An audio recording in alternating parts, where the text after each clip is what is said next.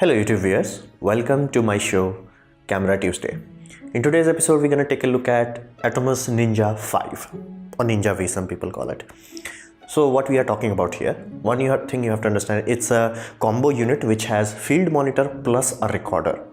Now the reason why we want to do that is it's not new concept. It has been there for very long time, and the idea is very simple. You want to see better, basically what your camera is recording, not your eyes, because your eyes have this something known as auto adjustment, because it will adjust the settings in your eye and you will be like, okay, I think it's bright enough, but your camera may not be doing that. So you need better visibility. That's why we seek field monitors, basically things of this nature, where you can cameraman can see what it's recording, or director or cinematographer can see what's happening. And of course recording is done for high quality recording options, which will become more clear as I talk more about it. And it also helps increasing production value, because if you have trying to record everything on a small screen, let's say like what I have right now, where it's barely 3 inches, I cannot see ISO noise very clearly. It's simply not big enough. But if you are using a, let's say, 5 inch screen, you can tell the difference. Okay, I think ISO noise is too much or it's too less. So for this reason, to improve production quality, we generally employ this sort of system. So ATOMOS NINJA 5, so what is this all fuss about? It's basically 2-in-1. That's why it's so unique, because there are certain options at $500 or $300 where you can get almost comparable display, but you will not get recording. This is a combo unit which in $700 to $800, overall cost of $1,000, it can give you almost everything. This is a very simple, small and compact unit. There are other versions of it, 7-inch version, 12-inch version and all that, but problem is that people wanted to use this with small compact camera, so this also had to be small. So how small it is, let's just think of it as a big smartphone. That phablet series is just that, it's just more fat with that. Now the screen, this is the core reason, this is why you even want to consider this screen is super bright and super sharp. Now what does that mean? Think of this way: in outdoor sunlight, almost all DSLR, almost all mirrorless screen washes out. You can't see what's happening. On these puppies, the brightness value can go up to 1000 nits. That's bright enough that if you are looking directly at sunlight, like as in like sun is behind you and it's directly falling onto the screen, you can still see. They are that bright, like in the brightest day you can still read it. It's mind-boggling. Like you would be surprised how much of a difference it makes in outdoor shooting, because you can actually see what's happening. So screen is a very crucial aspect. Now it records, like recording wise, it records everything to normal SSD. As you can see, it has a normal SATA power system here. Now that is also a very good thing, because if any of you are familiar with high bit recording, basically you have 10-bit 422 or 10-bit 444 recording, these sort of things can consume upwards of 80 to 150 megabytes, capital B, per second. SD card can barely do that, and the SD card that can do that, they cost very large amount of money. To give you a context, they will run you around $1 to $2 per gigabyte. SSD is barely $50 per gigabyte. So that's why recording on an SSD makes sense. It's not only faster, it's also cheaper. Now it can do 4K 60 frames per second. That's the whole point. The 4K is commonly available, but 4K 60 frames per second with highest setting is not available everywhere. This does allow that 4K 60 frames per second in two raw formats, which we call ProRes and DNX. Now if you are working on Apple, go with ProRes. If you're working with Windows system, go with DNX. Nothing fancier than that. Now what about the power, how it's being powered? It uses Sony NP-F battery, basically this sort of battery. They are all interchangeable, so you have a slot there. If you have small battery, use that. You want a big battery, use that. They are claiming with 5000 milliamp hour, basically this size, medium size battery, you should get upwards of 2 hours. Bigger one can give you 3 to 4 hours of use time. So why bother with this thing? Now I'm gonna give you 3 core advantages that you will get no matter what. First, bigger and better display. Like undeniably, this makes the biggest amount of difference. When you are shooting, you need to see what's happening. You need to see how your exposures are, and a small screen really does not do a justice. This screen, which is bright, made for this, like it's a purpose-built screen with fancy settings also added onto it, like gamma corrections, LUT adjustments and things of that nature. So it's very mind-boggling to see this in field. Like you see it, you're like, okay, now I can do what I wanted to do, because I'm getting actual feedback how my camera is seeing things, not my eyes, but how my camera is seeing things. Then better recording format. Now this format is right now currently all the hype, this format, that format, that format, all that really translates is there are many formats which is built specifically for compression. Like, okay, this format can absorb a lot of data but compresses the hell out of it, and sometimes it can do that with loss without causing any loss. Problem, however, is that this algorithm that does lossless compressor, they are very CPU, GPU, computer intensive. So not only it takes a lot of energy to make that, like in terms of battery drain, they also take a lot of computation power while you are editing it. Your timeline scrubbing would be very bad with this. So there are formats that address this. Like one common terminology you will see is like all I. Basically every frame is there, no frame is compressed or no frame is caused what we call predictive frames. All I give you better basically better editing capability.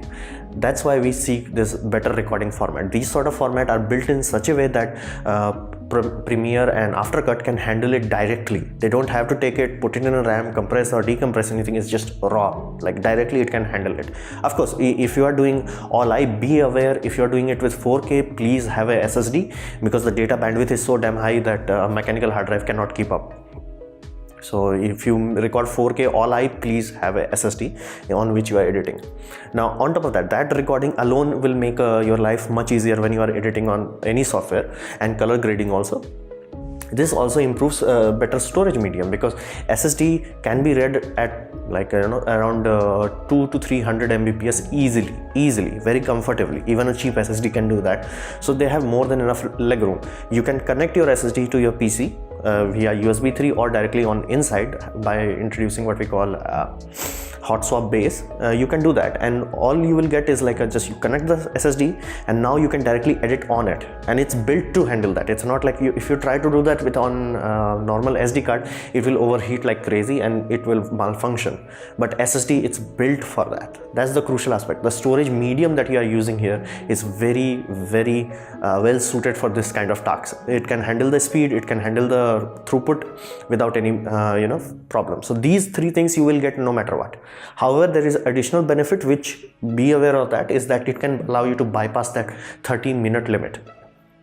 Now if you have seen any camera nowadays, you must be aware of that all of the cameras have 30-minute limit. Now in olden days, the limit was because of 4 GB file size limitation. Then that limitation was removed with exFAT.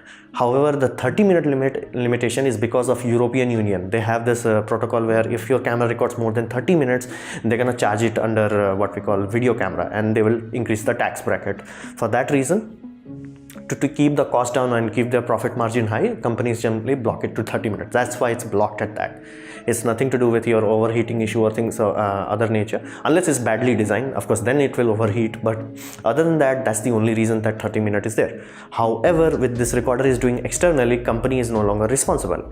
Nikon cannot be held responsible if somebody is extracting video out of it, so they can bypass this restriction. However, this is not true with every camera. Some cameras have internal cutoff at 40 minutes, 50 minutes for basic power saving reasons, and sometimes it's an overheating issue. So please check with your camera, specific cameras. It has been shown successfully working with Nikon Z series and Sony Alpha series, where you can successfully bypass that 30-minute limitation. Fuji, some people are showing that they can get it also done. However, would it work with D850? Nikon D850 or Canon 800D or things of that nature? Again, you have to check. That's why I'm pointing this out in red. It's not guaranteed. That 30-minute limit bypass is not very testable thing. You have to test it with your exact equipment. So these are the use case scenario. So everything is pretty nice and dandy. However, there are some people who should not buy it. First, do not think about this if you are starting from scratch. Like let's say you already have the equipment, then you want to add on to it, awesome. But if you are going out the market right now and you're like, okay, I want to do video, this is my bread and butter, I'm gonna buy, let's say Nikon Z6 or Sony A3, then I'm gonna buy this recorder, then I'm gonna buy some SSD, I would advise apply some brakes, because at that point you maybe on paper have a small, compact and cheap system. It's not, because not only you have multiple things hanging out of each other, especially if you have audio recorder and display hanging on, there are a lot of cable also, there are multiple batteries that you have to manage. At that time, even if you look at the overall cost, you are talking bare minimum of $3,000 and as high as $5,000. So when you are talking about all that, you may be considering into buying directly a full-fledged cinema camera. Because if you are doing this kind of investment, you want to do video. Now if you're like, okay, 4-2-2 is very good, this puppy can do 4-4-4, so be aware of that. Because at that end, like if you already had it, it makes sense. But if you didn't have it, if you're like, okay, I'm gonna start today and I want to invest that kind of money, like little bit more, like $1,000 more from your $3,000 or $4,000, you can get interchangeable lens systems, which is professional camera. What does that mean? It also means it has one battery you have to handle. Second, it also means it by default have BNC connectors. You can add BNC connector to Ninja, but you have to buy a additional adapter with it, which adds around $200 on the cost. Everything is internal. Most of them have dual recording system. Some employ CF cards, some employ SD cards.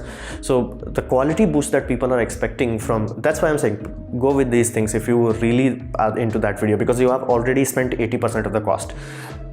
The quality boost that people are like, okay, 8-bit to 10-bit, it's not that grand.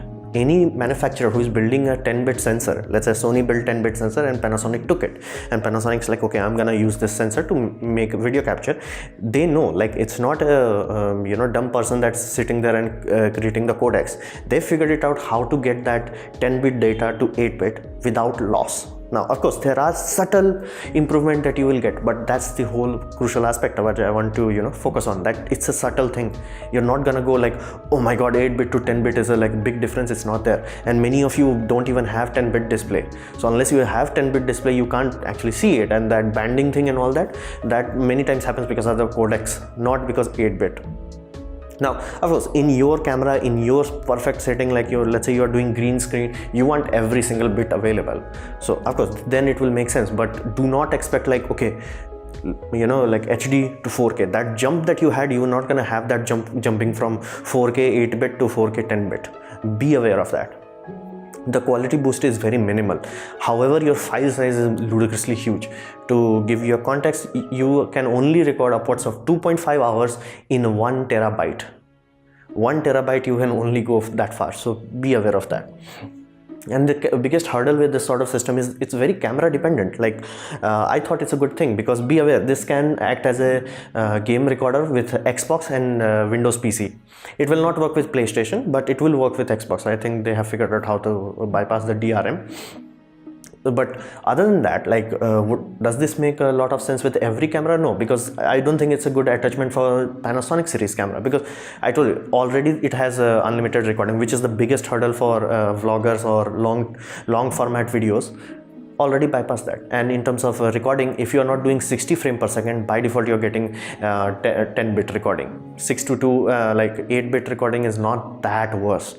So all things considered, it's very camera dependent. Like people are saying the best case scenario is Nikon Z series camera and Sony series camera. There are mixed reviews with Fuji cam. Some people are saying awesome, some saying it does not add that much because Fuji has 10-bit inbuilt recording. So be aware of that. This is why I want you to be cautious when you are buying this, especially from scratch, because you have already spent so much money. Like your budgeting is already so high that you might as well buy this Black URSA, Panasonic or JVC. These are all interchangeable that I'm providing. So, and these all are much more slick, much more competent for what they meant to do. Because I told you, like, you don't want to be in a scenario where recording and camera internally triggers a heat alert. Like it's like, okay, and now I'm overheated, I'm gonna shut down. You're not gonna see it, and it's not Atmos fault. Atmos is not built for that. Atmos can keep working for 5 to 8 hours continuously because it has a heat fan, which, mind you, also produces a lot of noise. So please be aware of this. If you are spending this kind of money, you may be better off buying a dedicated video camera, and all of them have BNC output, which is necessary for even higher quality encodings and sometimes syncing purposes. So this is why I want you guys to apply some disc brake and like calmly think about it, because if you are spending that kind of money, you are already 90% there. So this was my presentation on ATOMOS Ninja V. I hope you liked it, learned from it. In that case, please leave a like. If you didn't, don't worry about it, you can dislike it. I would urge you to leave a comment because I reply to all of them, and please subscribe. Press the bell icon if you're free, and as always, thanks for watching.